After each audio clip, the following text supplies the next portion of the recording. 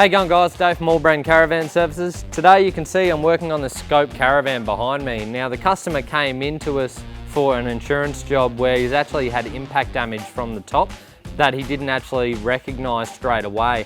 So unfortunately the van, when we've had so much rain lately, has filled up with water and destroyed all the framework on the front. So as you can see behind me, I've actually removed the whole exterior of the van and the internal wall. So we're just in the process now of cleaning up the side walls because the side walls have actually got a bit of damage as well. So we'll be cutting them out and replacing them.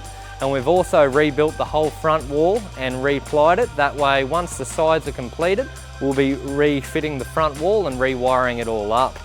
This van also has a lot of water ingress on the rear of the vehicle as well. So we'll be doing the exact same process to the rear. So stay tuned to the next video where you'll see us remove and replace the whole rear wall assembly. Thanks guys.